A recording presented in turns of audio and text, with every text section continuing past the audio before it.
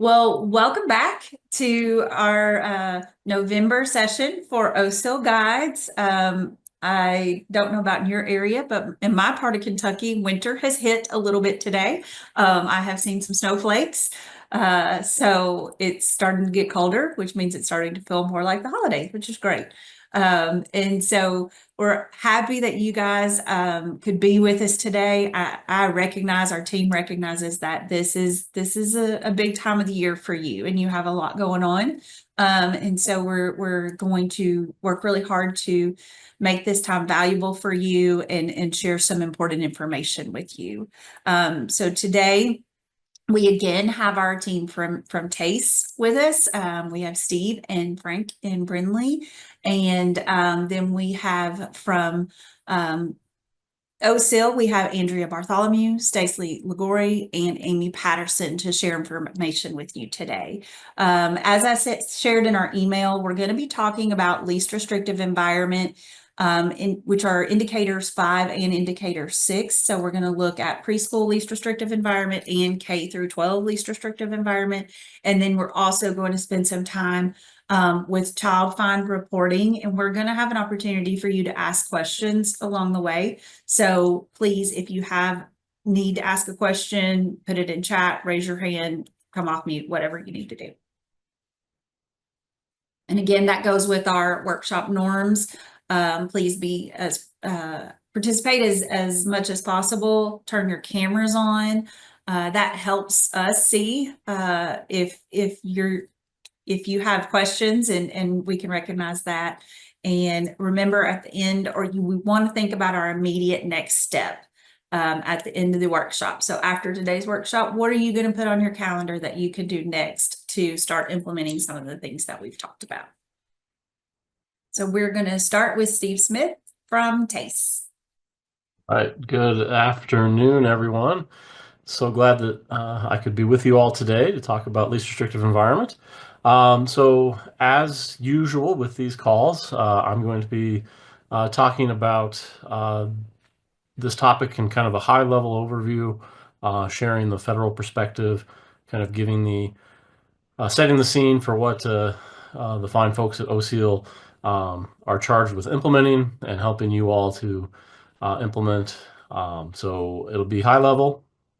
I wanted to share this. This is from the IRIS Center, which is based out of Vanderbilt University, down just south of you all, your neighbor to the south. And this is a great kind of visual to talk about the continuum of least restrictive environments. When we talk about least restrictive to most restrictive, we start out with general ed classroom, where students with disabilities are in with their peers, they're receiving their services, their SDI, and then the special ed classroom, so maybe they're pulled out for a period or part of a period. Special school, so that's where they're in a separate school that's only for children with disabilities. They don't have that opportunity to interact with their peers. Homebound, and then hospital and residential facilities on the more restrictive placements.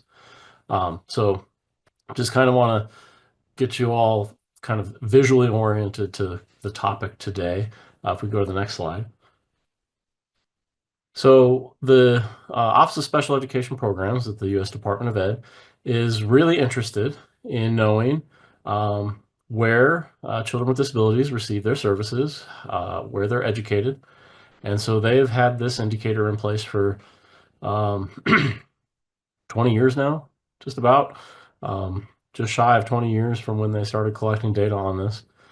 So this has been around for a really long time, and there's been some changes here and there with who's included in the count and the calculation. But what indicator 5 is asking is the percent of children with IEPs aged 5 who are enrolled in kindergarten. So 5-year-olds are some 5-year-olds are counted in this indicator, and some 5-year-olds will be counted in the indicator that I'll talk about in a few minutes.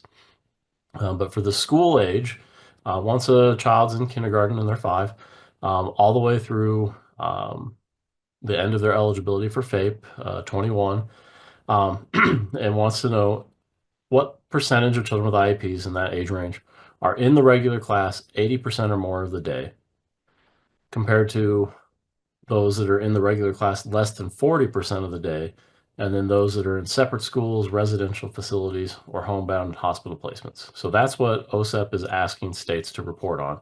And states also have to have targets in these areas. So just like all the other APR indicators, the state has to set targets for these, and they have to make progress towards those targets and report on that. And they have to also report on that at the local level. So you all, report your data to OSEEL, and you'll also find out how you're doing compared to the targets that the state set. You'll notice that it goes from 80% or more to less than 40. So there's a group in there that are not measured in terms of performance against a target. So that hidden group between A and B is those students with disabilities that are inside the regular class between 40 and 79% of the school day. And there's no target for that because depending on where your district's at, depending on what the state data are showing, that might be a category where you'd want to see an increase, right? Like if you have a lot of children with disabilities, 40% or less than 40%, you might want to see that 40 to 79% increase. But if you are on the other end and you don't have a lot in the 80% or more, that's where you'd want to have that 40 to 79% be decreasing. So there is no target for that because depending on the situation, that number going up might be good or bad. And then the separate schools, residential facilities, or homebound hospital placements, you might also notice that correctional facilities are not included in that, and neither are private parent-placed private school children. And those are excluded because really the decision-making for those settings is out of the hands of the district and the state because somebody else that's not the IEP team is making that decision to put a child with a disability either in a correctional facility or a parent making a decision to place them in a private school. So those are the three categories. So let's go to the next slide, please. So this is just the straight calculation of how the state has to take the data and determine what the percentage is. So it's the number of children, IEPs, 5-year-old in kindergarten and age 6 through 21, regular class 80% or more of the day, divided by the total number of students who are enrolled in kindergarten and age 6 through 21 with IEPs times 100. So those groups that I said were excluded from the calculation or from having a target set, they're still in the calculation. They're part of that total number of students. So that's the way that it's calculated. It's really simple. Some of the indicators are not so simple, but this is a really simple indicator. 6 will be a little different. So let's go to 5B. So 5B, it's the same denominator, all the students in that age range with IEPs, but the numerator is the children with disabilities age 5 and in kindergarten and 6 through 21 inside the regular class less than 40% of the day. And we'll talk, I think it's Amy will talk about later how that percentage is calculated. So we're not going to get into the details right now, but there is a slide in Amy's presentation that will talk about how that's figured. Next slide.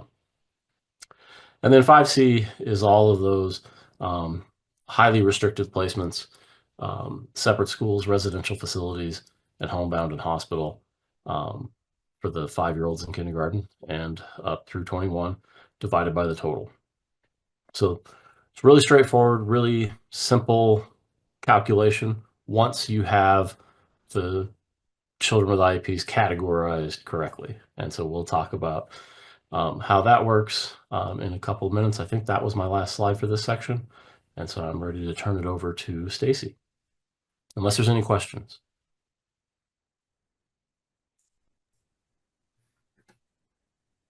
All right. All right. So I'm Stacy Liguori, and I am a education academic program consultant with the Division of IDEA Implementation and Preschool. My branch that I'm in is with the guidance and support. I am the lead for Indicator 5. Next slide, please. So I know it's going to sound like we're beating you over the head with what Indicator 5 measures, but it's just important to know what it is that we're looking at. So Indicator 5 has 3 parts, as Steve had mentioned. It's the percent of children with IEPs age 5 and enrolled in kindergarten in ages 6 through 21 that are served in 5A inside the regular class, 80% or more of the day. Indicator 5B, inside the regular class, less than 40% of the day. And Indicator 5C, in separate schools, residential facilities, or homebound hospital placements. Now, why is this important? Well, we need to look at this because we can't just look at a student's special education category and say, oh, that kid, he belongs in the most restrictive environment. So we really need to look at what the IDEA says, and it states that the children and youths with disabilities should be educated alongside their non-disabled peers in their least restrictive environment as appropriate and have meaningful access to the general education curriculum. Identifying the least restrictive environment involves making program decisions about what their services and supports a child's special needs to be successful, and where and how these can be provided effectively. Next slide, please. So now we're going to take a look at the targets and the data that is set for Kentucky. These targets are set in a stakeholder group that we'll come together again in 2025, 2026, maybe before then, I believe, to discuss the next 5 years. So the targets for Indicator 5A, our goal is to be above the target rate of for the reporting year of 2023 is for 75.49%. So looking back in our reporting year of 2022, our target rate was 75.24%. Since the goal of Indicator 5 is to educate students with IEPs alongside their peers without disabilities to the maximum extent that is appropriate, the higher percentage in the Indicator 5A measures more students that means it's more students are being served in the general education classroom for most of the school day, which aligns with the least restrictive environment principle. Next slide. So let's look at this trend. In this trend data that we can see, the light green measure is the target and the dark blue is our data. As you've noticed, Kentucky has been very good in making sure that students are in the classroom 80% or more of the day, as we have either met or exceeded this target, and we're on an upward trajectory. Next slide, please. So Indicator 5B, here in Indicator 5B, our goal is to be below the target rate. So for reporting year of 2023, we want to be below that 7.91%. So in 2022, our reporting year, our target for that reporting year was 8.15%, and we really wanted to be below that target at that rate, because Indicator 5B measures the percentage of students with IEPs who spend less than 40% of their time in the general education classroom. The lower the percentage, the better, as it means more students are being included in the general education setting for a large portion of their day. So as you can see in our trend, next slide, please, sorry. In our trend data, again, the target is in the light green and our actual data is in the dark blue. As you can see, Kentucky has seen an actual increase in students actually being served 40% of their day in this setting. We have not met our target, and we have not exceeded being under that target. We have seen actual growth going above that target. Next slide, please. For indicator 5C, again, our goal here is to be below the target rate. So for the reporting year of 2023, we want to make sure that we are below the target rate of 1.48%. So if we look at our reporting year of 2022, we wanted to be below that target of 1.51%. Here, indicator 5 does track the percentage of students with IEPs who are served in separate schools, residential facilities, or homebound hospital placements. The goal is to minimize the number of students in these restrictive placements. As the focus is on providing service in the least restrictive environment possible, which is typically within the general education classroom setting as appropriate, with appropriate supports. So our trend data, if we take a look at that, next slide, please. Again, the green is our target, the dark blue is our actual data. You can see that this has actually increased since 2020. Some of us may not be surprised by that, given the COVID has really hit us. And the same with indicator 5B, as our rates have gone up. COVID has probably had a lot to do with that as we've looked through our root cause analysis, because we want to make sure, why is this happening? Why is this phenomenon happening? So here, as you can see, Kentucky has not been able to meet this target or be beneath that target in the last few years. Next slide, please. So I wanted to give you guys some resources, and I can put these links into the chat for you. The first resource that I want to go through, and I'm not sure if this has been discussed in any of your previous meetings, but the IDC Center has the SPP APR indicator card. It's they have all the indicators that the state looks at, and what their measurements are, and you can access that. They have a nice PDF that you can print out for your purposes. Next slide, please. Some other resources that may be helpful for indicator 5 would be the Kentucky Special Education Indicator Dashboard. This can be helpful to districts and family to better understand their least restrictive environment performance to ensure equity across various demographic categories.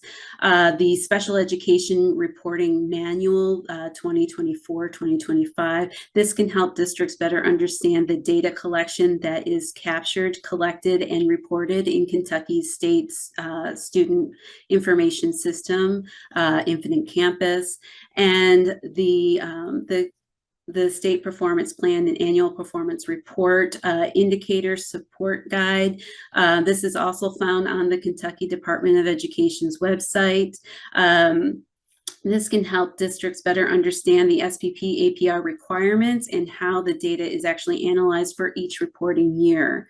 Finally, that the one piece that I can offer you to help with the least restrictive environment is the guidance for the individual education program, the IEP development guide.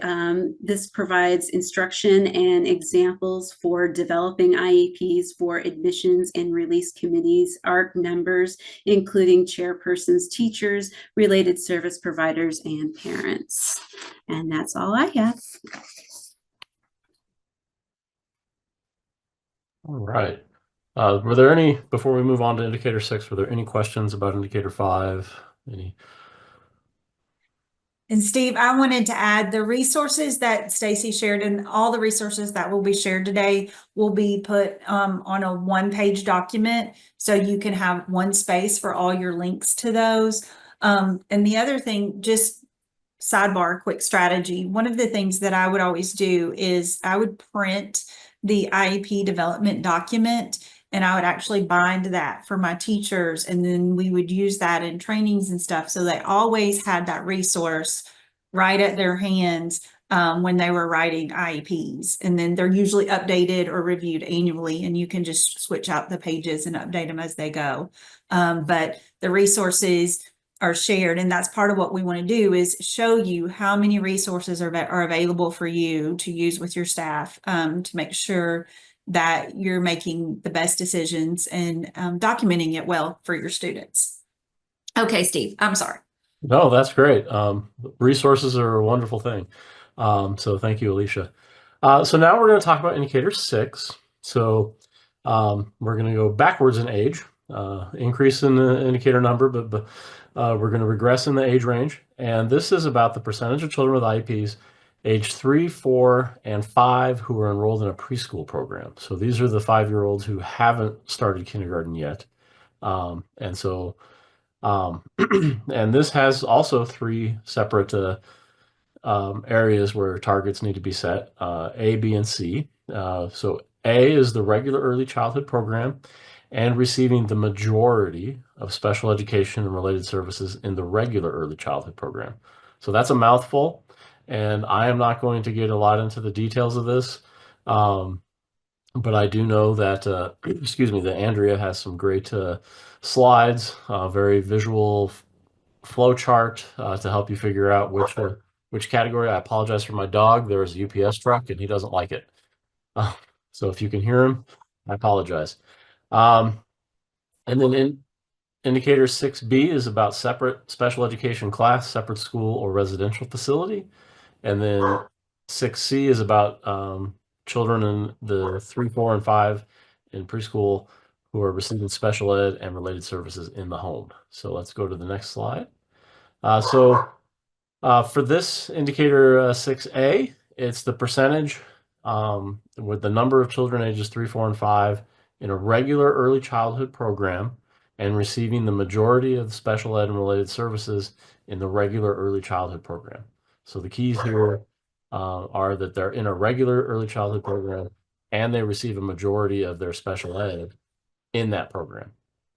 And so it's those children divided by the total number of children ages 3, 4, and 5 with IEPs. So let's go to the 6B. So 6B is those children with IEPs ages 3, 4, and 5 who are in a separate special education class, a separate school, or a residential facility, divided by the total number of 3, 4, and 5-year-olds with IEPs.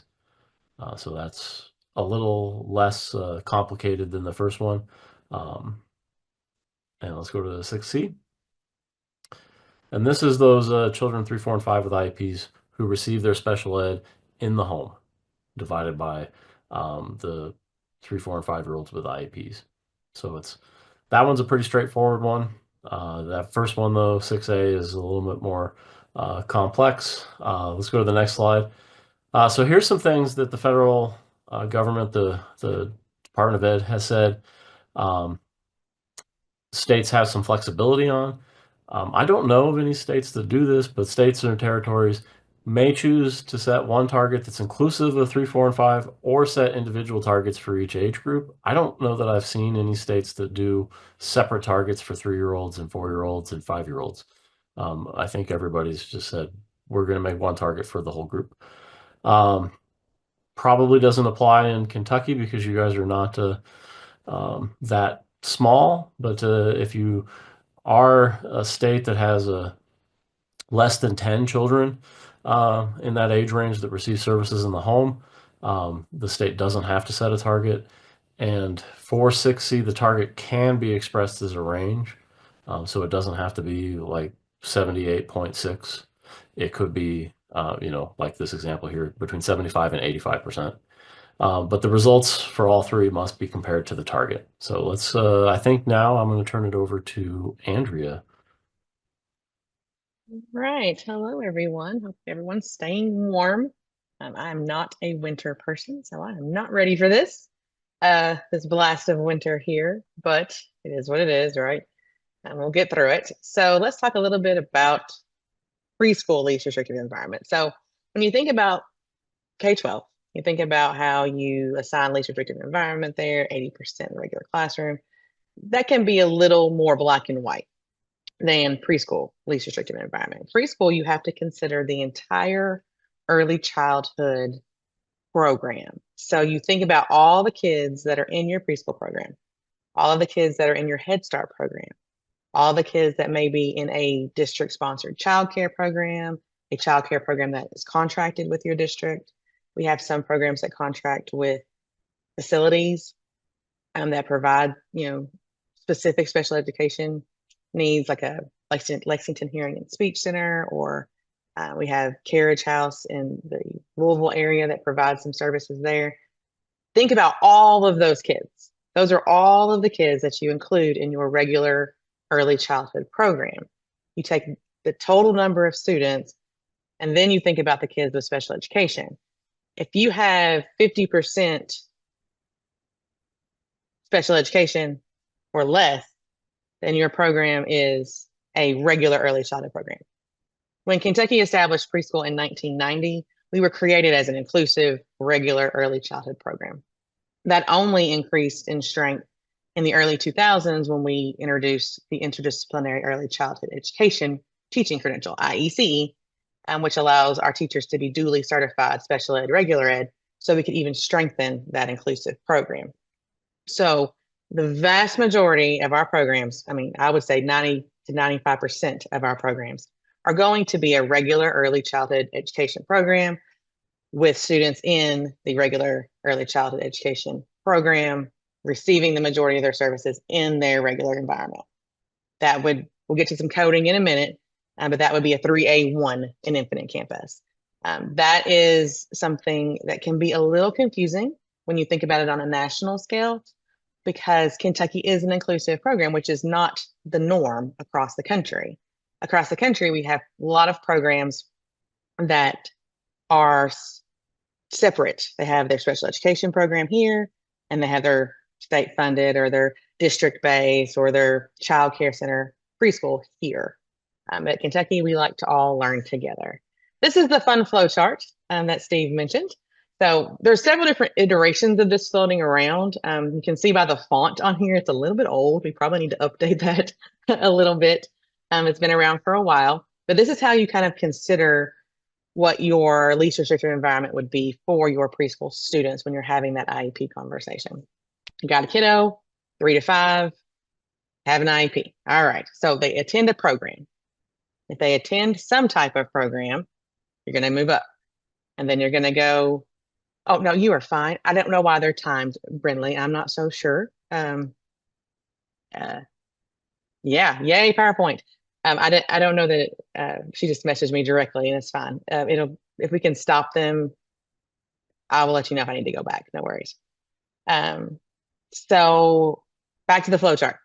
So once you go, then you go to like the little purple box, each in the special education program. Or you go down to the little orange box that says attends a regular program. That's where most of our kids are going to land. And then you move on to the hours for their early regular childhood program. Kentucky preschool programs are required to provide 2.5 hours a day, at least 4 days a week. That's 10 hours. So if you're providing the very bare minimum half-day program, you meet that criteria of 10 hours a week. And then the next step would be if they're receiving most of their services in the regular classroom or they're being pulled out for services. Once again, Kentucky's programs are designed to be inclusive. Our teachers are IECE certified, so they're able to provide special education services. Sometimes where this can get a little bit muddy, a little gray, is where you have related services, OT, PT, and speech. Those services can be provided in the regular classroom. They have to be provided differently. You have to think a little bit differently about how you provide those services. We do understand, of course, I taught for years and years and years and had related service providers in and out of my classroom all the time, that you do have to pull kids sometimes to get, I didn't have steps in my classroom, and I had some kids with some PT needs that needed to go up and down stairs. might need big spaces for a swing or a therapy swing for occupational therapy, or you may need a really quiet environment to work on articulation. Preschool classrooms are not quiet places most of the time. So that can be tough. And we understand that. This is when you have to think about the majority of those services. You're pulling the kid out to work on some Arctic sounds every now and then. You're pulling a kid out to do some different things for OT or PT. That's a minority. That's a minor part of their day. But most of their services are provided in that regular classroom. You also have to consider the fact that the IECE teachers are able to provide special education services, which would include the entire program for that child. They're able to work on those speech sounds, those therapy needs, those occupational things to really reinforce what the related services are providing. So when we think about it like that, almost all of our kids should be coded a 3A1 in preschool. Now, there are certain situations where a child may come only for speech therapy, or come only for another related service somehow, or come only for cognitive therapy. Sometimes that does happen. Those children will be coded a different way. Thank you, Brenly. You can go on one more. All right, so this is just a quick reminder. Actually, I'm gonna come back to this. Can you go forward? I'll come back to that slide. Can you go back or keep going forward, Brenly? I'm sorry. Yes, here.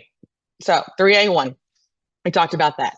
So that is what most of our kids should be when you think about all the kids in your program, all the kids in your Head Start, all the kids everywhere that are 3, 4, and 5 years old in preschool. We don't count kindergarten. We only count students in preschool. That number should be more than your students with disabilities. Can you move forward? Alicia? Yeah, Andrea, you have a question in the chat. We just want to clarify, the LEA determines their program LRE. Correct. Not Correct. the department. Correct. Correct. Yes. So every year around December 1, that's when you should determine your program. Look down at your December 1 child count for preschool, and you have all of your numbers there. That's when you determine if you're a regular program or a special program, special education program, and then that will last to the next year for that child's IEP. Good question. So here's some other settings that I was talking about. You may have a kid that comes and gets those services. Sometimes we call them drive-by services or drive-in services. That would be a service provider location code. That kid that only comes in for services. You may have some kids that are in a separate class placement. We have some programs that have an autism classroom, or a classroom for children with very specific needs, where they're working on getting that child to be included in a regular classroom. So that could be a separate class placement. You have students who may attend a separate school. Head Start is not a separate school. We've had some confusion with that. Even if the Head Start is in a physically different location, if it's over there down the street in a brick and mortar building, that is not a separate school. Head Start is a regular early childhood environment. So we don't want to count our kids that are receiving services there as a separate school. That's part of the regular early childhood class or regular early childhood program in your district. This would be students that, if you've had to send a student to a mental health facility, if you had to send a student to a very specific setting to receive the support that they need, that could be a separate school placement. We do have a couple kids in residential facility. We have a couple kiddos at Kentucky School for the Deaf. We do not serve students at Kentucky School for the Blind. We contract with the visually impaired preschool program in Louisville to get those students. That would be a separate school placement because it is a special education program for students with visual impairment. But we do have a couple kids in residential facility. And then we have home. So home would be a student who is receiving services in their home. These students are very rare. You'll see in our data here in just a few minutes. We have very few of those students in Kentucky. Those are students who are typically medically fragile, and they may have needs that preclude them from being in a classroom. We've had some students, that are in a hospital, that are living in a hospital for respiratory needs. So those students are receiving their education in the home type setting. That is very rare. But it does happen. And if a child needs that, a child needs that. You have to make sure that you're considering those options as well. Can you move forward, Brindley? All right, here's our data. You can see that our numbers are slipping a little bit. We're very high. We are very high of our, especially across the country, across the nation. I'll show you some national data here in a minute. But we do have a lot of data that shows that we're doing inclusive programming well in Kentucky. We are wondering sometimes about the data quality. We want to make sure that everyone is counting their kids correctly. Everyone is labeling their kids correctly in Infinite Campus and not overthinking the situation. Sometimes we get a little bit lost in the ether with where they're doing this and where they're doing that when we have to consider our program as a regular ed program. So Amy Patterson, the data manager for the department for OSEEL, we talk a lot about this and about how we can work for some trainings and work on getting some of this cleaned up, because we know that most of our kids are being served in regular settings. But we also know that students with disabilities, those numbers are rising. I think we had about a 6% increase in students with disabilities from last year, or from 22 to the 23 school year. That's a lot. We are still dealing with the effects of COVID. And I know we talk a lot about COVID, but it really impacted our youngest learners. And we have these kiddos that are coming to us without any early intervention services. Perhaps they didn't pursue First Steps or KEYS, the Kentucky Early Intervention Services program, or they were shut down for quite some time, and then they were providing virtual services, which a lot of parents just didn't want. So they may have not gotten any type of early intervention, and then they're showing up at preschool well behind where they should be for their age level. So we do know that that's happening. We know that we're seeing that, and that can be causing a raise in some of these, situations where a child is needed to be in a separate class because of their needs, or a child needs to be, sent to a separate school for some reason. But we need to make sure that we are looking at the overall intent of our program, which is to be a regular inclusive early childhood program. And then we need to make sure that we are looking at all the options for our students when we think about their LRE. Next slide. There's the national data. Next slide. So as you can see across the country, we've been very stagnant in inclusive environments, under 50%. So when I say Kentucky is different, this is what I mean. Kentucky, averages around 75% inclusive programming. Most states do not. When I go to national conferences or I talk to other special ed preschool people across the country, they want to know what Kentucky is doing and how we're doing it, because we've been doing it well for a really long time. I don't think we celebrate ourselves enough. I think in education, sometimes we focus on how we have to make everything better all the time and don't think about what we're doing well already. And so this is something that we should be very proud of. Scroll on, next slide. So this is the national average is 40%. That 92%, that's Colorado. I want to be with Colorado. So we're in the very top there. Last conference I went to, the data that they have is a year older than, or year, this is 22, 23 school year, was 7th. Kentucky was 7th among states and territories. That includes, Puerto Rico and the Samoa Islands and Guam and all of the fun places that we want to go visit, the islands right now. But we're 7th across states and territories, which I think is very impressive for Kentucky. When you take out the territories and you just do the continent, or you just do the United States, we are 4th in that. So that's something to be pretty proud of. All right, if you want to scroll all the way back, Brindley, to that one slide that I missed. Andrea, you have another question in the chat, and I think this is a good clarifying question. For students who receive speech-only services, if they're pulled out for the majority of those services, with the speech pathologist doing some push in and some pull out, would that mean the students receive the majority of their special education services outside of the classroom? Although that could just be 30 minutes 3 times a month. Yes, so you have to consider the timing there. So if they are doing completely pull out, then yes, they would be, I believe it's a 3A2 on that in Infinite Campus. Amy can correct me if I'm wrong. That if they are being pulled out 100%, then that's the majority of their services. We are really trying to get our service providers to push into the classroom, because kids at this age, 3, 4, and 5, generalization of skill can be very difficult. So that they can do something in a speech room, sometimes it's hard to generalize that back into the classroom.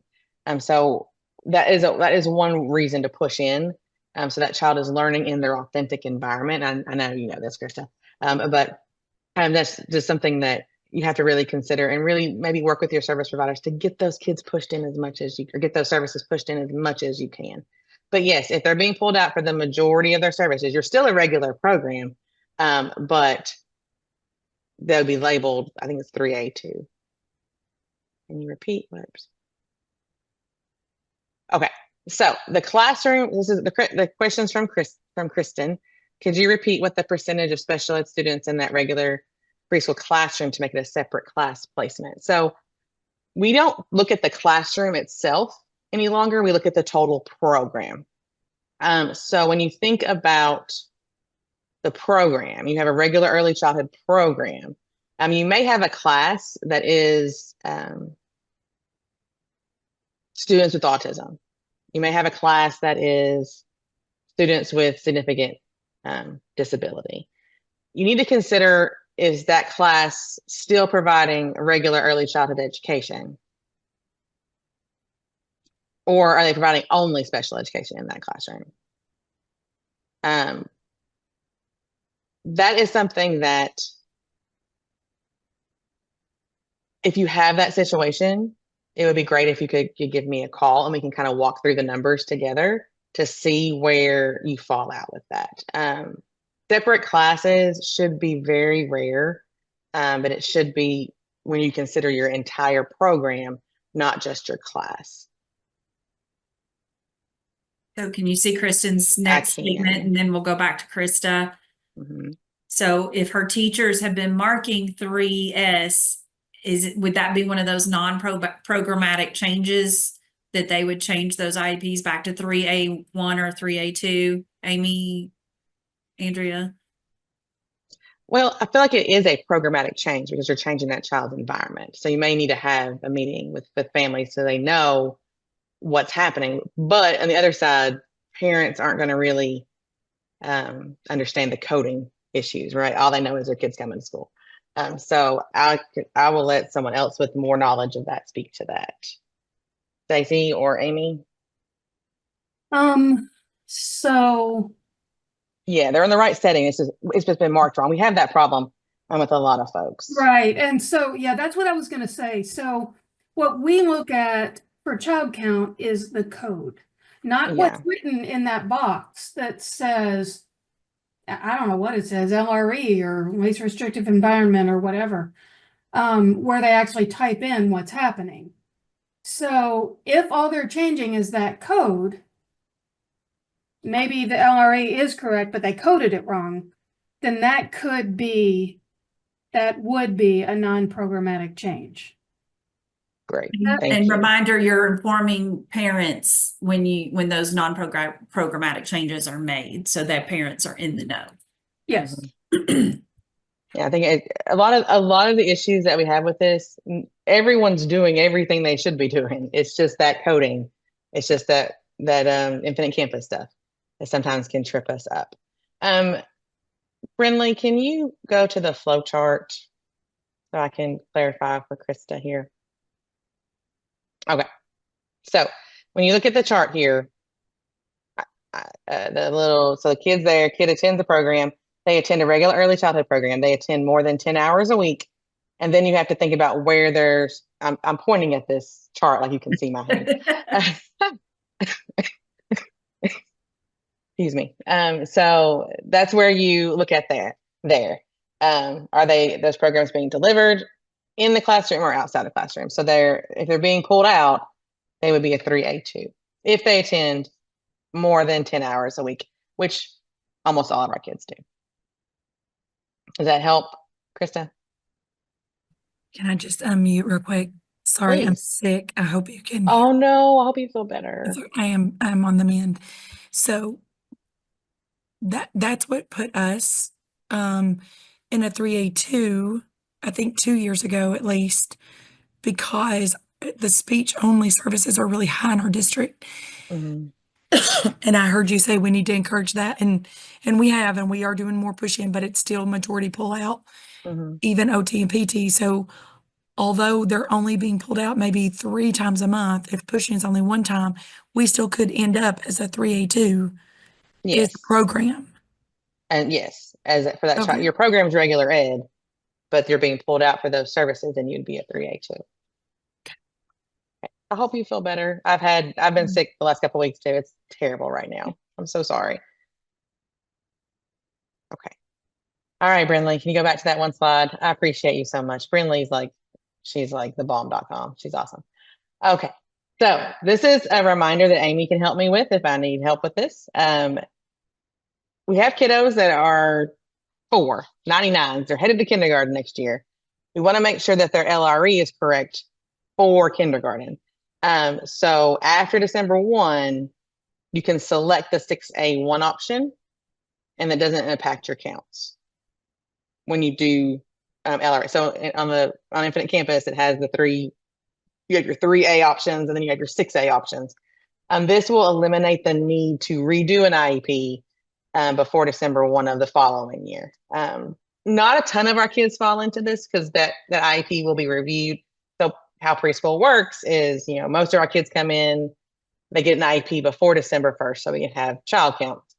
And then the next year they would have that annual review before December 1, and it would be changed to 6 in kindergarten, and it was on. We do have some kids that fall outside of that though.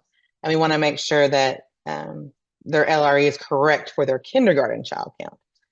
This is something that we changed, a couple of years ago, and gave options to have that different option on their IEP. But just know that this doesn't impact your March preschool count. It won't impact anything with data reporting on our end. It's just going to prepare that IEP for kindergarten. Amy, did you want to chime in on this, or is that okay? Yeah, you did that great. It's 6A, not 6A1. We don't have Sorry, ones. my bad. That's all right. But yeah, this is something, and I'm glad you brought this up about the March child count, because I hadn't really thought about that as a consideration. But what you want to do when you are developing an IEP for a grade 99 is, where will that kid be on December 1? Will he still be in preschool? On the upcoming December 1. Will he still be in preschool? If so, you use an LRE code beginning with 3. Will he be in kindergarten? If so, use an LRE beginning with 6. So I know it's hard to think that way, but that's kind of how we need to think about it. Otherwise, you're going to have to go back and make changes the week before child count, unless you catch them earlier. And that's a pain and frustrating for you guys. So Yes, it can be a pain. And we want to make sure that our kids are transitioning smoothly to kindergarten. So a lot of folks will have that transition meeting for all our students moving to kindergarten, but especially those students with IEPs. And in the spring, they'll have a meeting, with the kindergarten placement and teachers and families to kind of get everyone to know each other. That's a good time to have, transition ARC and clean up some of this paperwork if you don't want to wait until the annual review in the fall. But right now, it's one of those things that you don't think about until this moment in time when child counts due in 5 days, and then you're trying to scramble to get things fixed. And so we want to try and alleviate some of that scramble on your end with this. Okay, Brinley, all the way to the end for me. I got one little resource here. So this is Health and Human Services, and then the United States Department of Education. HHS provides Head Start services. Of course, USAID does public school. They have an inclusion document that talks about including why we want to include students with disabilities in our regular early childhood programs. Again, Kentucky does a great job of this, but this does have some resources in it, some legal foundations, some things that may help when you're talking to related service providers, or when you're talking to your school boards or your superintendents who may see things differently, and they want to know, well, why should we continue this? Why shouldn't we have separate things? Because those questions have been raised, especially with the number of students we have coming into our programs with significant disability, significant development delay, significant mental health issues. We've had some of those conversations occur. This can give you some plans and some information on how to continue supporting early childhood inclusion in Kentucky. I talk about our preschool programs every time I get a chance at the national level about how awesome you all are and what great things we do for kids and how it shows in our programs. So continue with this good work. Please contact me if you have questions about your LRE status or your LRE things. Happy to talk it out. Numbers are important here to figure things out, but it's something that I'm happy to have that conversation any day. So I'm all done, I think. And Brindley, thank you for being a rock star with my crazy PowerPoint. And Steve, I'm going to interrupt again really quick before you move on to your next part. First of all, let's just all take a collective deep breath in and breathe it out. I know many of you're getting ready to head into your very first December 1 child count, and we're going to talk about that later. And a lot of this brings up lots of questions for you. What we're trying to do is show you what you need to be looking for, what patterns in your IEPs and in your data that you need to be looking for so that you can go out and check and say, okay, my teachers are, like in Kristen's example, marking this, but really our program is this. We're trying to make sure you're aware of that information so that you can continue to look at that as you go on. You're not expected to have all the answers day one, and compliance and working through your understanding of these indicators is something you will do today and throughout the rest of your career. You're always learning, you're always fine-tuning, and you're always improving. So just take a deep breath, and we're gonna get it. And I think you've heard over and over, your OSEEL team is there to support you, and so you're welcome to reach out to them to get your questions answered. Okay, Steve. Sorry. Oh, no worries. Thank you, Alicia. And I just want to say it's always great to be on webinars with states and the SEA staff, and just to hear the things that are happening across the country and just the different things that states do. Because, you know, I talk about the federal perspective, but there's 60 different ways to do it. And then within that one way in Kentucky, there's, you know, a couple hundred ways to do it in Kentucky. So I always love hearing how things work in the states. So now what I want to do with this section is I want to kind of broaden it out. So we've been talking about the LRE indicators and how to report the data, and we will move into a little bit more details on the child count that's coming up for you all, and Amy's going to talk about that in even more detail. But I want to take a little bit of a wider perspective and talk about what's known as the related requirements. So you know, what you're reporting is the end of the process in a lot of ways. Like the team has gotten together, they've made decisions, and then they're telling, you know, your teams are telling the state through Infinite Campus kind of where that child's going to receive their services.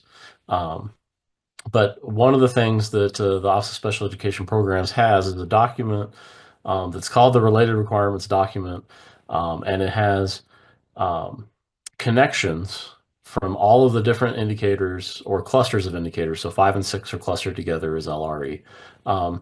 And what they've done is they've put together a list for each of the different indicators in the APR of all the different things in IDEA that are related to that indicator. And so I just put these here. I'm not going to go through them in detail. You can see one of 3. There's 3 slides of information. I'm not going to go through it all in detail. I just want to highlight a couple of things so you can see how interconnected it is and how really what you're going to be reporting next week or the week after is not the full picture. It's just like the end result in a sense. One other note, you'll see here there's references, they're linked, and I believe you'll get the slides I saw that question from Douglas. I think the slides will be made available to you. So these links go straight to the references about the different requirements. When you see 20 USC, 20 means Title 20. It refers to the part of the statutes that apply to the Department of Education at the federal level. So if you see 20 USC, it means it's the Department of Education's code. USC means United States Code. It is not the University of South Carolina. And so if you see 20 USC, you know it's the statute. If you see 34 CFR, 34 indicates that it's for the Department of Education, and CFR means it's the Code of Federal Regulations. So 34 CFR means it's something to do with the Department of Education's regulations. And if you see 300, that means it's IDA Part B. So 34 CFR 300, anything means it's an IDA Part B regulation, and you should pay extra careful attention to it. So with that little tutorial, the related requirements for indicators 5 and 6, obviously LRE requirements to the maximum extent appropriate, children with disabilities should be educated with children who are not disabled, right? So like your IEP team process, you have to like start there. Like we're going to start with the assumption that this child can be educated in the regular class 100% of the time. And anything that's less than 100% of the time has to be justified, right? So that's where these requirements kick in. The IEP, you have to include that explanation. You need to have a continuum of placement. So if you go back to that first slide that I shared, or that Brinley shared for me, that had the continuum from general ed all the way to homebound hospital, that's, there's the references for that. State funding mechanisms that shouldn't result in placements that violate LRE. So one of the things a long time ago that was considered a problem was if states had funding mechanisms that made it seem like you got more money if you put kids in more restrictive placements. That's not really common anymore, but I think it used to be. Free appropriate public education. Let's go to the next slide. Parent involvement, right? So it's not just the school staff, personnel making these decisions. Parents need to be involved in the decisions. Has to be done annually. So we talked just a couple minutes before I started about the, once you've reported those 4-year-olds, maybe think about how you're going to report them next year and get ready for that because it has to be done annually. And so in the interest of time, I'm going to let you read these at your leisure when you get the slides. Let's go to the 3. So this is, I didn't want to have to put it on 4 pages. So, so this is a little bit smaller font, but there's related requirements about public and private institutions. Activities to ensure teachers and administrators in all public agencies are fully informed about their responsibilities. So it's not just make a decision at the IEP meeting and then you're done. But what are the responsibilities for those service providers or those general ed teachers that have students with disabilities in their classrooms or in their early childhood programs? And then the state has to make sure things happen. And then some more information about the IEP and what needs to be included. So I just wanted you to have those 3 slides worth of information at your fingertips so that as you're talking to your special ed teachers, maybe you have new special ed teachers that are coming in, they can see kind of it's more than just a number. It's really about what's best for that child and needs to be individualized and considered and as much as possible in the regular class for as much time as possible. So let's go to the next slide. And then here's something as a former data person who used to perform Amy's role in Oregon. Look for patterns and outliers, right? So you're going to get a report from OSEEL that says how you performed against the target for 5A, B, and C, and 6A, B, and C. And you might perform well, you might meet all 6 of them, right? Or 5 out of 6. But that doesn't tell you the whole story. I would encourage you to, work with your data, get familiar with your data, and look at, are there we might be meeting the target for 5A, but do we have groups of kids, either, males or African American students or students with autism that are in more restrictive settings. So like if you looked at the data and compared the students with autism in your district, would they meet the target for 5A? Or would they be really low on 5A and you're meeting the target on 5A in spite of the fact that you have more restrictive settings for kids with autism, right? So take a look at the different ways you can look at your data and see if there's any outliers. Like, do you have one elementary school that is like really pulling down the average for the district? Or do you have certain grades or ages, right? Like middle school. Like, is there something going on in middle schools that's making your 5B higher than it needs to be? So just want to encourage you, don't just look at what the state provides you. I'm assuming Infinite Campus has a way for you to be able to like pull some reports and disaggregate data so that you can look at it. But I want to encourage you to look at it in a bigger picture sort of way so that you can rest easy that, you know, you're meeting the targets and you're doing, you know, what you need to do for each of the individual students in your district.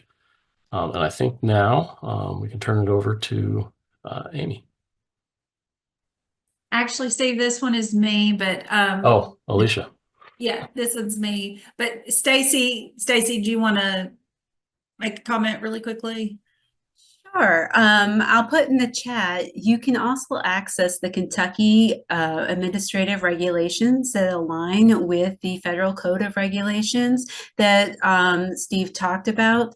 Each of the Kentucky KARs, which is the Kentucky administrative regulations, you can find the definitions to all of the topics that we have discussed today, as well as the regulation on child fine, determination of eligibility, the IEP, procedural safeguards, placement decisions, and so on and so forth.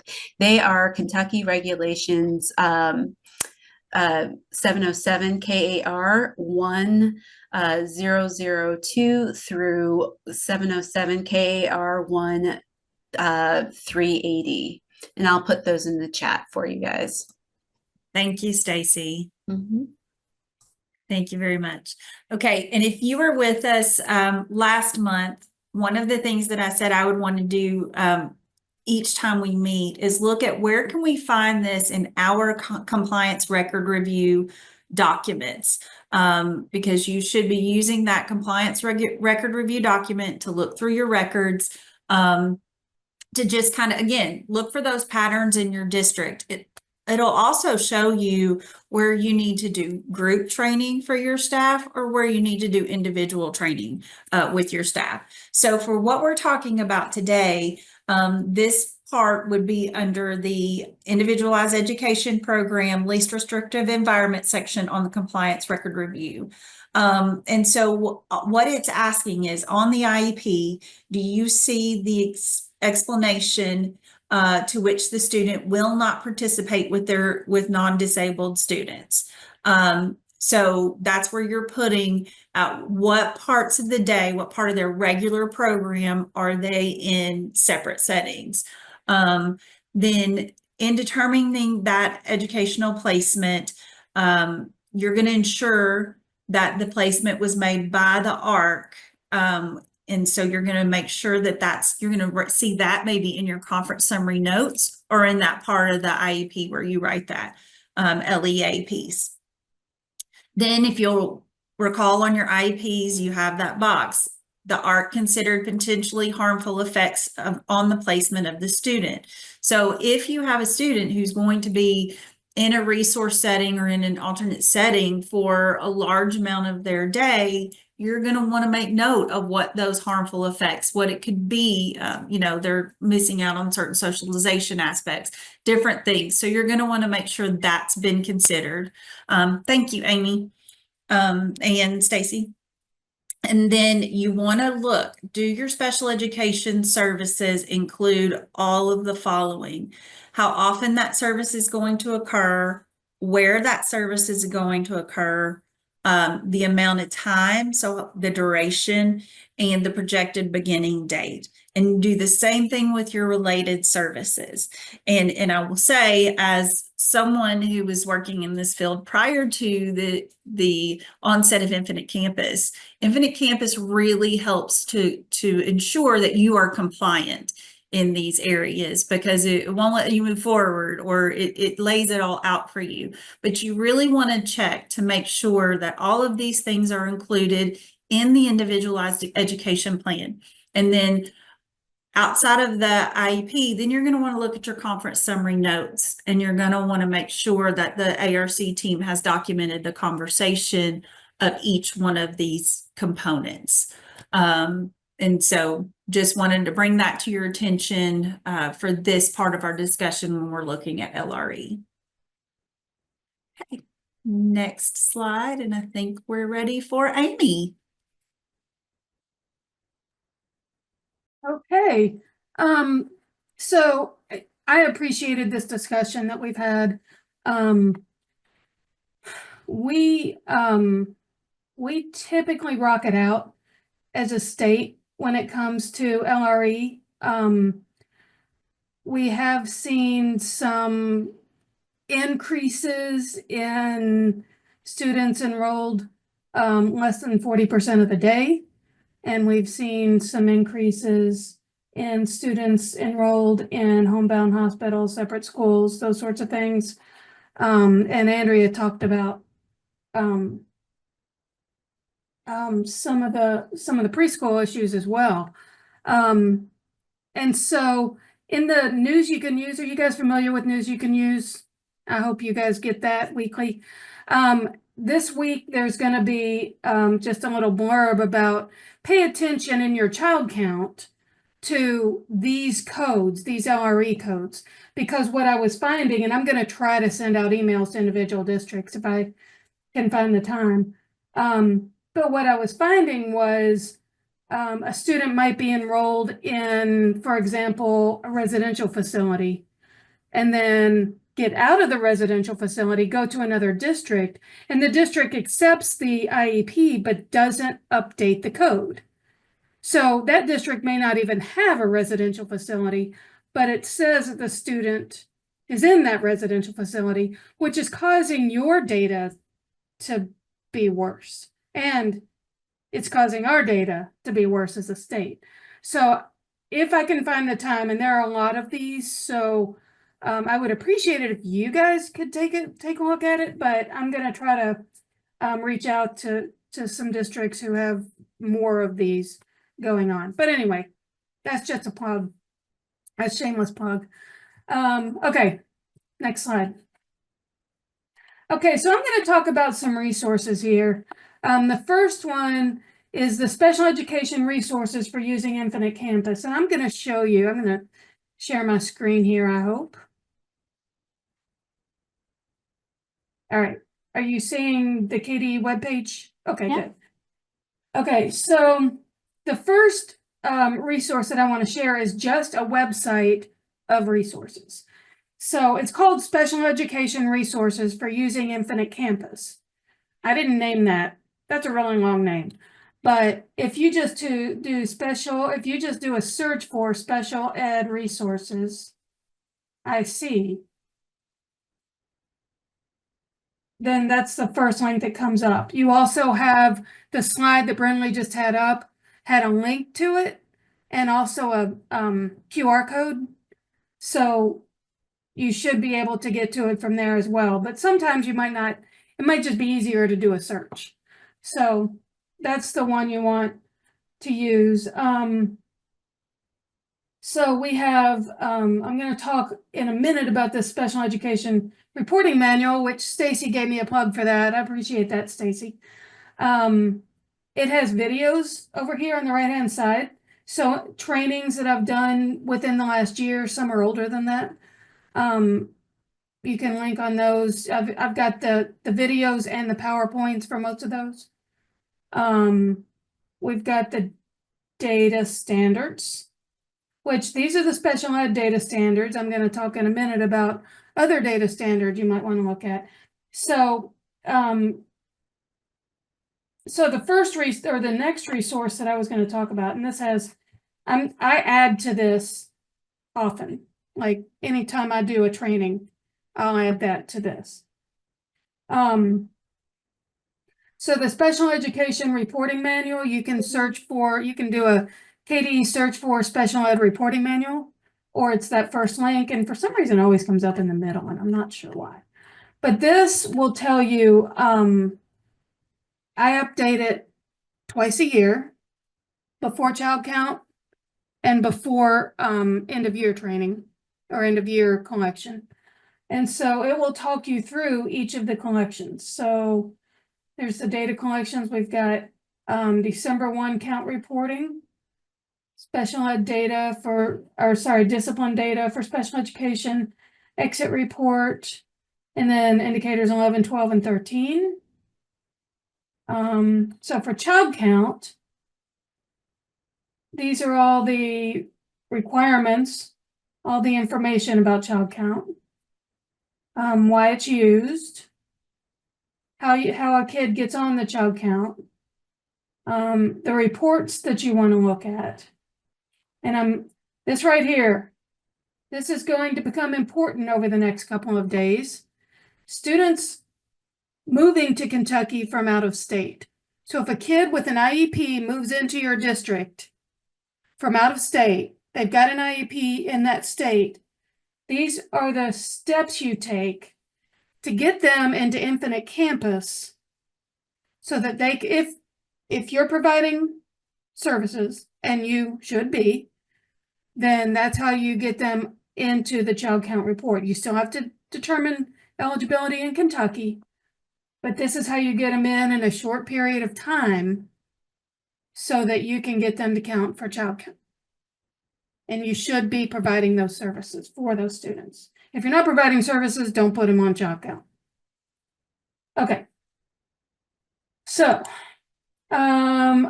that was the special ed reporting manual. I could spend more time talking about that, but please use this. It's got all kinds of good information. And if you have, if there's a question that you have that isn't in there, let me know. Ask the question, I'll answer it, but then I'll consider whether that needs to go into the report the next time. I'm going to show you the data standards. So the IEP data standard, for example, actually, let's look at I'll do the IEP.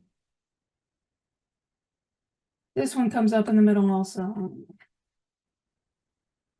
So the data standard. So for anything that we do, that you do in Infinite Campus, there's a data standard for it.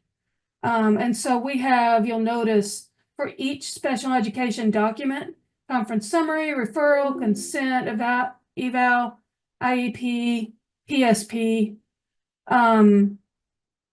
And then we also have a processes document that talks through how to enroll a student, how to in-date a student or like exit a student.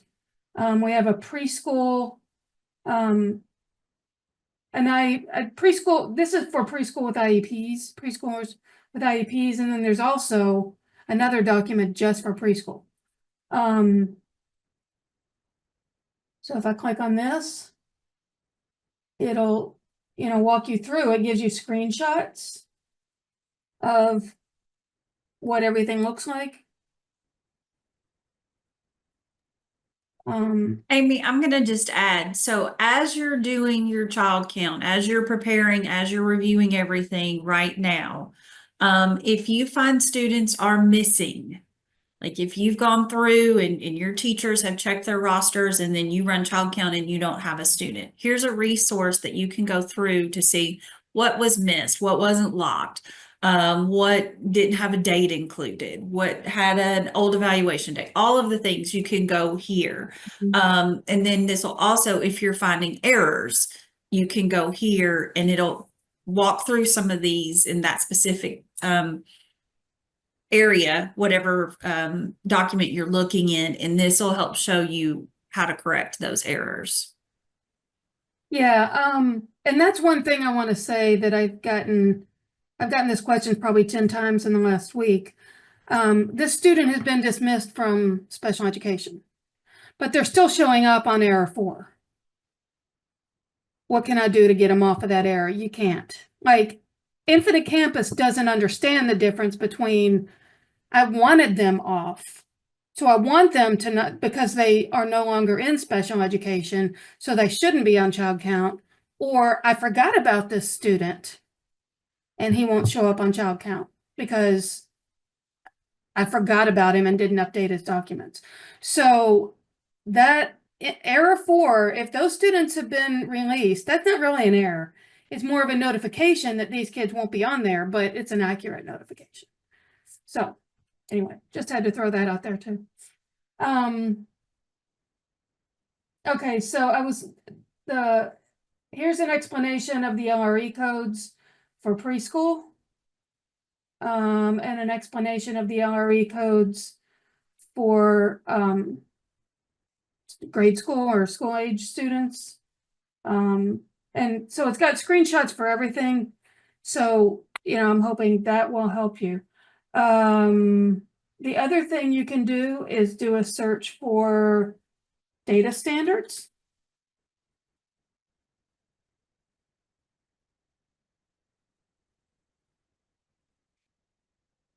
Maybe. And I think one thing in your mind you have to connect the phrase data standards with Infinite Campus. Yes. Right?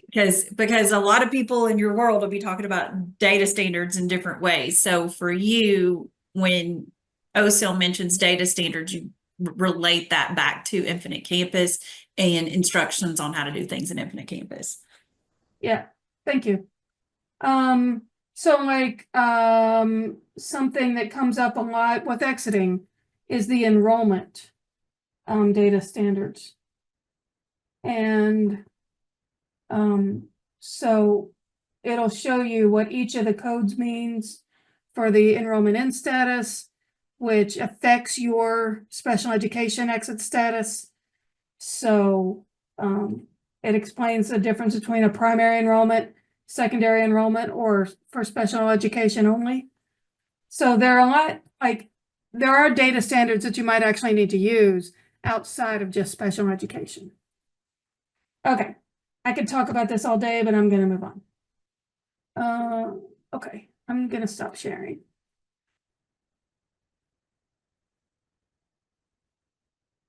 You can go on, yeah. There we go. Okay, so child count. So this is going to be in the news you can use as well whenever it goes out this week. The first one, the first thing is dates. People are getting confused about the dates. So the date is December 1. So everybody's like, well, if we pull it on the 9th, then is it really the 9th or is it the 1st? So if I were to ask you on December 9th, how many students were in your classroom on December 1st? What would you do? You'd go back to your grade book or sorry, I'm old school. You would go back to wherever your attendance and say, well, count the number of students that were in your classroom on that day, not on December 9th. So it's looking back at the documents that were active on December 1st. The enrollments are a little messed up this year because nobody is in school on December 1st. So Infinite Campus says, okay, well, we'll look at the Friday before. Nobody's in school the Friday before either. So we're going to do the best we can with that and just make sure the student has an enrollment during Thanksgiving weekend and pray. So nobody panic if things work out kind of weird. I promise you, you're going to get your kids counted unless somebody just completely forgot about a kid and decided, oh yeah, wait, this kid, I forgot to create an IEP for this kid 3 months ago, that kind of thing. But if it's a simple mistake, you're going to get to count the kid. We just need to figure it out. Unless the student was enrolled in another district, then that district will count the kid. Okay, so we have to finalize all enrollments by Friday, December 6th, because Infinite Campus does a snapshot on Friday afternoon, every Friday afternoon, not just December 6th. They're going to do it tomorrow too. Of whatever data is in Infinite Campus for the week, or in Infinite Campus actually on that day. I'm sorry, on that day. So it'll say, okay, these were all the enrollments on that day. These were all the special ed documents on that day. It does a snapshot. And then, so that takes like 2 or 3 days. And then on Monday morning, they run a report against that snapshot.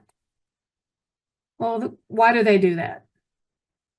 Because if they tried to run it in Infinite Campus, it would shut down Infinite Campus for the state. Because it would have to go into each district and look at all that data and it pull in all the resources and it would shut it down. And we don't want it to do that because you guys will be cussing me for another reason then.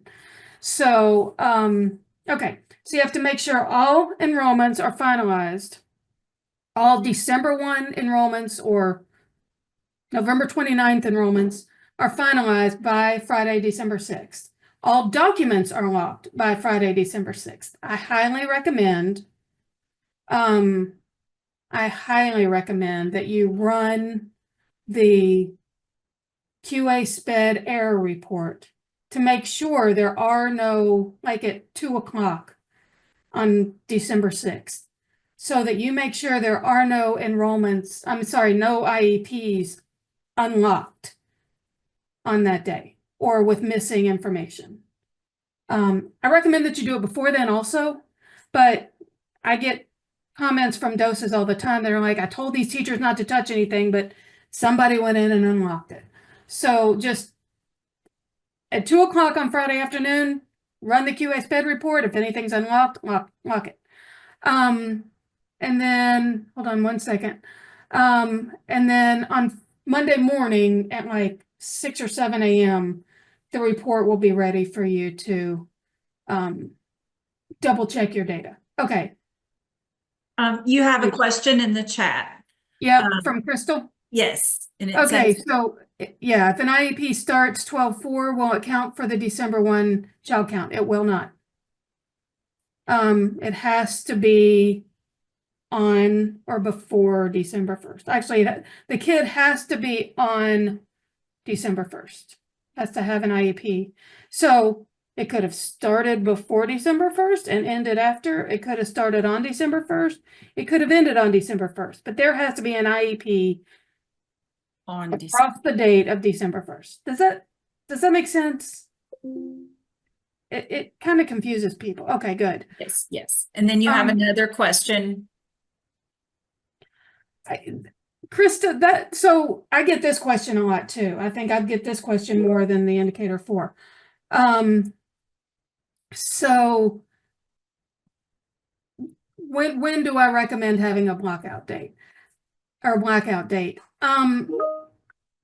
As long as you're running child count, as long as you're running QA SPED error report on December 2nd and probably running the child count report, on December 6th. As long as you're running the QA SPED error report on December 6th, and I would recommend running the child count report one more time on December 6th.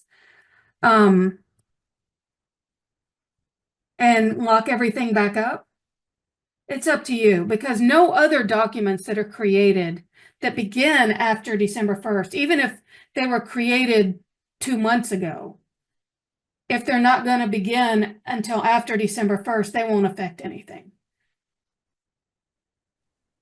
Krista, one of the things that I would do in situations like this where the date ran longer because of a holiday or whatever, one of the things I would do is I would just ask that my teachers let me know that they were going to have a meeting or that they were going to be in Infinite Campus. That way I knew exactly which teachers, which school, which grade level to be looking for those specific. I knew exactly who to go to if something changed. That's smart. So, if an IEP starts 11/22, but they don't actually receive the service until after December 1. do they count? The answer to that is, all I see is that the IEP started November 22nd. So I'm going to assume the services started on November 22nd. And we're gonna, yeah. So it's actually a preschooler, and we don't have they don't have school on Gotcha. Friday, so they Okay. wouldn't have gotten a service yet. Okay, Andrea, in that case, do you want to add it? That makes sense. Do you want to add anything that I've No, I said? think it makes sense what you just said. Okay, good. Good. Okay, so we can count those kids. Yes. Okay, thank you. You're welcome. I've never had that question. In 9 years, 10 years of doing this, I've never had that question. Okay. I've talked a lot about the intro slide. Let's go on to the next one. Okay, so this is what I think Steve was referring to when he was talking about calculating LRE. And I'm not going to read this to you. It's a lot, but it's here for you. But we've gotten this question several times over the last year about what is considered the school day to calculate the percentage. We don't do the calculation of the percentage unless there's a reason to, right? Unless there's a complaint or some kind of monitoring situation or whatever. I personally, as the data manager collecting the data, only look at that code, the 6B code or whatever. But this is how you would calculate child count if there are any questions. Calculate LRE if there are any questions. And if you have more questions about this, you can reach out to me. But I think the important thing to remember here is, in all things, for students with IEPs, lunch, recess, and study periods are considered part of the school day. And that's important to remember when you're disciplining students too, but I don't want to talk about that right now. So let's go on to the next slide. Okay, least restrictive environment, because this is something we need to look at. Students who are 5 years old and in preschool should have an LRE code beginning with 3. Students who are 4 years old and in kindergarten, I get that sometimes. If they're 3 years old or 4 years old, their LRE is going to begin with 3, regardless. An LRE code of 3X is for students who are receiving services in their home. And, Andrea talked about this earlier. We have 10 of these in the state, but I only suspect about 5 of those are accurate. So I'll probably be reaching out and asking you to take a look at it. I don't know the situation. I only know what I read in the IEP, but anyway. An LRE code of 3P is for students who are receiving services at a service provider location. So if they're a pullout or whatever, or if they're going somewhere else to receive services, then that's 3P. Students who are 5 years old and in kindergarten should have an LRE code beginning with 6. So grade 99 should have both options when you're creating the student's IEP, so that you can choose the appropriate one. And I think 5-year-olds probably have both options as well. So, okay, next slide. Okay, so reports you need to know about. The first one is the IDEA. So I don't know how many of you all have moved to the new look in Infinite Campus. These sort of breadcrumbs that I have here, the Kentucky State Reporting IDEA December 1 count extract, that's based on the old look. But anyway, but the IDEA December 1 count extract, that updates in real time. If you have an IEP locked and you go lock it and then run the report, it's going to show you that student on, as long as everything else is good, it's going to show you that student on the report, like immediately. So you want to run that frequently. The IDEA December 1 Federal Submission Validation Report, which I also didn't name because I think that's a long name. Let's call it the FSV for Federal Submission Validation. That only updates weekly on Monday mornings. And that goes back to that thing where I was talking about they do the snapshot over the weekend. So if you make any changes over the weekend or the next week, those changes are not going to be reflected until a week later. So it only updates on Monday mornings. Changes made after 4 p.m. on Fridays most likely won't be reflected. I don't know if it starts at 4 or 5 or 6. I think it's whenever whoever pushes a button to tell it to happen does it. But that one, well, we'll talk about that in a minute. Next slide. Sorry, I get ahead of myself. Okay, so for the student to be on the IDEA December 1 count extract, so all of the following must be included. The student is enrolled in the district on December 1. That actually this year is 11/29, but if they're enrolled on 11/29, they're most likely enrolled on December 1 because nobody's going to go in Saturday of Thanksgiving weekend and make that change. Anyway, student has a locked IEP in the district on December 1. So it has to be, the dates have to include December 1. Student has a complete, and this one has gotten several people. Student has a complete locked Kentucky evaluation eligibility determination dated less than 3 years before the child count date. So if you have a student that moved in either from out of state or from another district, and the only thing that came through was the IEP, that student will not be included on child count because that evaluation has to be there. So you either need to reach out to the district and ask them to send it again, or if they came from out of state, you need to create, go through those steps that I talked about with a student moving in from out of Kentucky, and have them and create the documents that need to be in there. Okay, next slide. I'm running out of time, aren't I?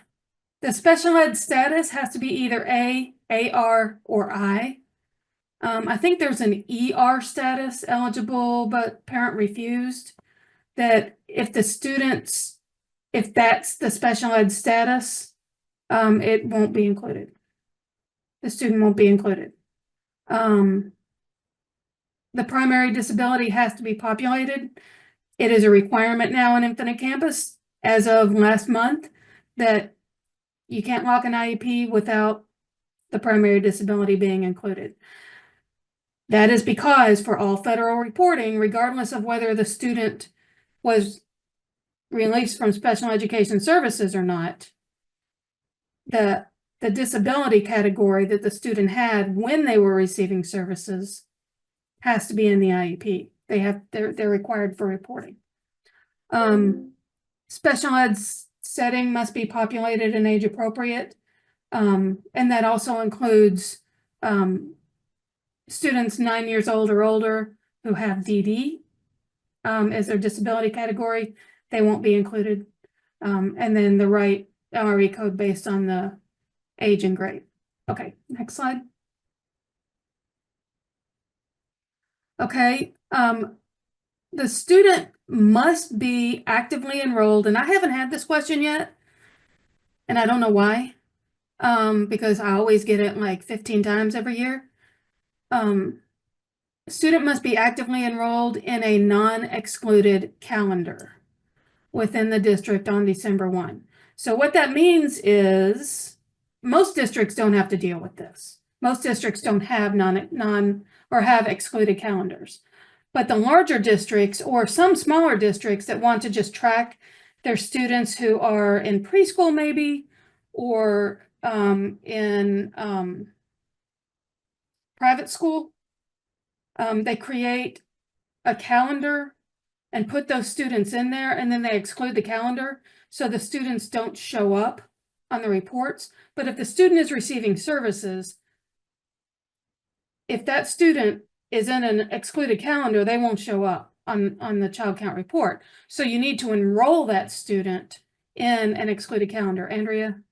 Yeah, I was just going to say, this is why we ask you to not check the state exclude button in your preschool enrollment tabs, because if you click state exclude, they will not come up on child count for Really? us. Oh, and Yeah. okay. Mhm. So that's, you have the enrollment, maybe mark state exclude for preschool enrollment count, they won't show up. That's why I wanted to make that note there. Okay. Thank you. We probably should talk about that. Yeah, it's something that, well, and that's something that's gone back for a long time. I And know it that's won't, what yeah. yeah, it won't show. So Okay. All right. Okay, next slide. FSV, Federal Submission Validation Report. So this is the one that runs weekly. So if you make a change on Monday, that student the changes won't be updated in this report until the following Monday. But if they're on the IDEA December 1 count extract, there is a 99% chance that they will be on the FSV. The only difference is the FSV takes into account overlapping enrollments. So if a student is enrolled in District A, let's say he enrolled in August and left on November 22nd.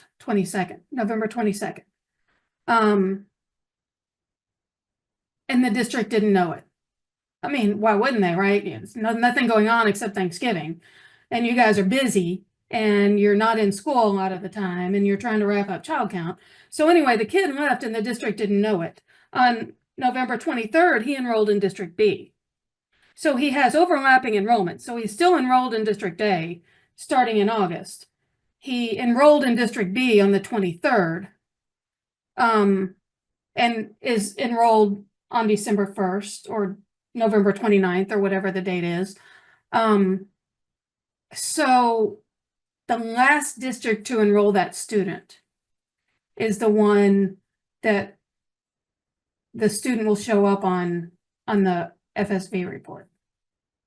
Okay, so Amy Flood asked, for our private school students receiving speech, we enroll them in one of our elementary schools, but mark them state exclude. Okay, that's fine if you're just talking about the general enrollment. I think what Andrea is talking about is the preschool enrollment tab, right? yes, I'm talking about the preschool. When you hit state exclude, they don't show up on the preschool count. So Amy, you're good, but I would run the either one of these two reports, the extract or the FSV, and just make sure they're on there. But I'm pretty sure they will be, because that's the point of state exclude, is to not have to include them on all like enrollment reports, but they still show up on child count. So you should be good. Okay, next slide. I'm talking a lot, I'm sorry. Oh, good, I'm done. Okay, so this is my email address. Book time on my calendar is just a link so you can book time on my calendar. What that will do is set up a Teams meeting. So we will meet on Teams, so you can show me what's going on in your Infinite Campus. I can show you what I'm seeing, that kind of stuff. So it's really helpful. So anyway, any questions?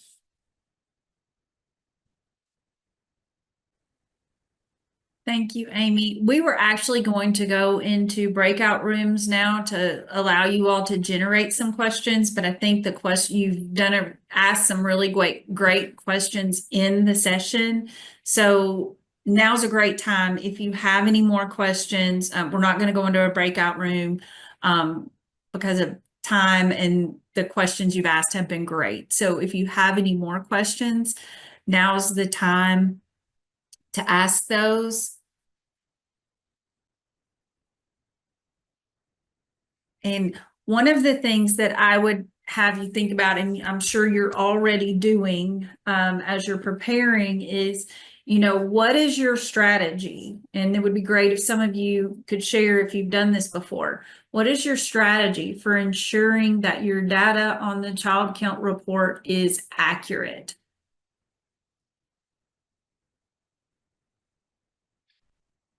Do you have strategies for that? And Amy, you have another question. When can teachers open IEPs again on IC?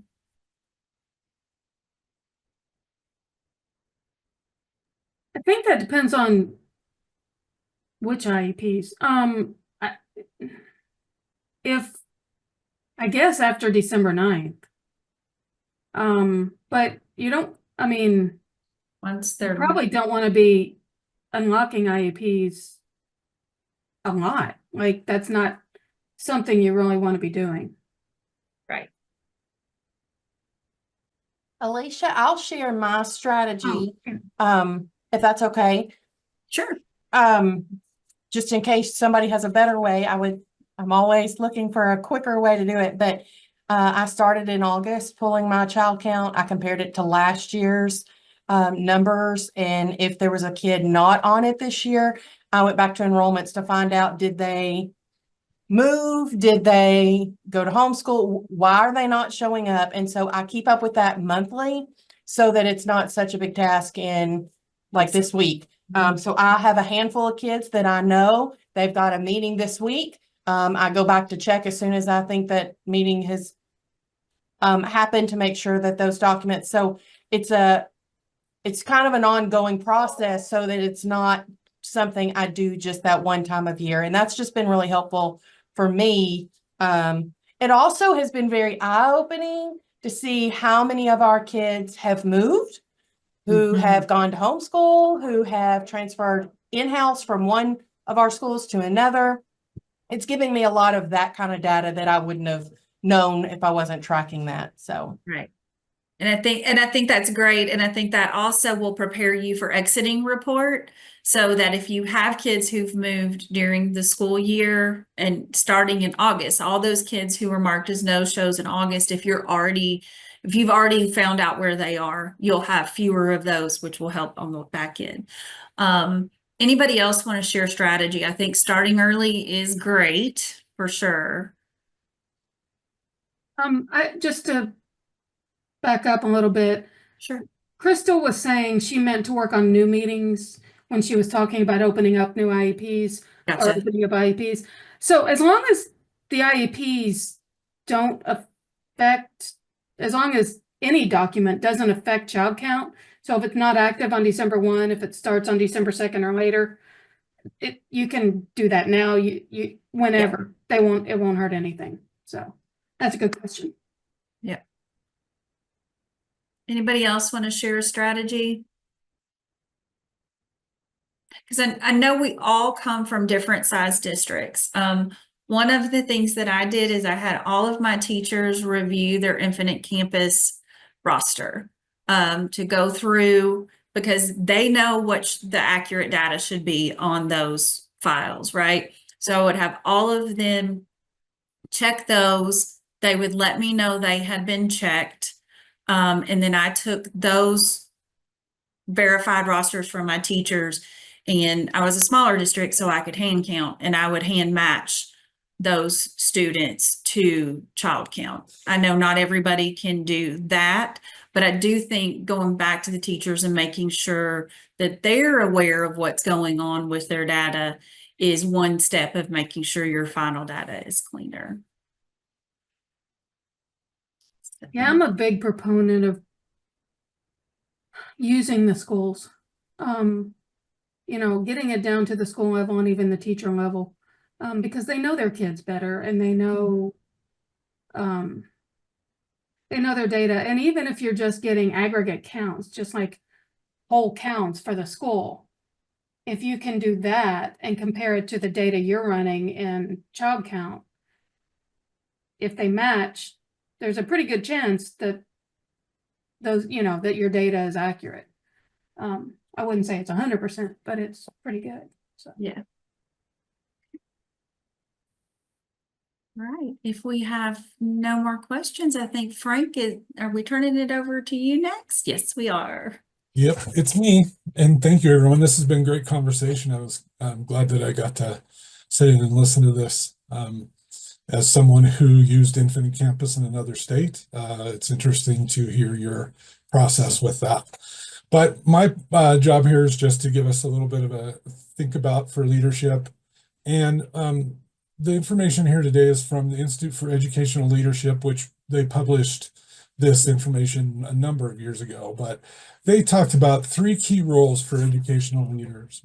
We've talked a lot about through the course of these sessions, instructional leadership and encouraging you to be strong instructional leaders, focus on strengthening teaching and learning and providing good quality professional development, using data-driven decision-making process, and being accountable for the things that your district is doing. There's also 2 other parts, though. There's what they term community leadership, which is a big picture awareness of the school's role in your city, in your county, in your state. Shared leadership among educators and parents and community partners, and strong, close relationships with parents. And then a visionary leadership that demonstrates energy, commitment, and entrepreneurial spirit and values. So community leadership, remember we talked about having a strong vision. Community leadership is about sharing that vision with the people that you're working with and aligning that vision to the needs of your community and your school. And remember that you're not alone. One of the things that I wanted to remind you of here is that when we get stressed and we get busy and we all of the things that come around, we tend to pull back into ourselves. We tend to get more closed and more focused on. And that doesn't strengthen special education services for kids at all. Your strength is in your ability to communicate and to work with and collaborate with others. So, when you feel yourself falling into that, it's a natural thing. We all do it. It's not bad. It's just how we respond. Take some time, center yourself, and think about how you can get some partners to help with what you're trying to do.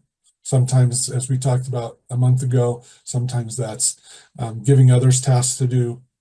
Sometimes it's working with other leaders in your school to figure out how what they're doing and what you're doing align and how you can help each other, right? And then again, being visionary is talking about, I love the term in here, entrepreneurial spirit. We think of entrepreneurs as business people, but in fact, they're just people who think of different ways to do different things. And in this context, being a visionary leader is about that. I may have said this a lot before, but we don't do things the way we do them just because it's what we've done in the past. We do what's right for kids. We do what's right for our schools.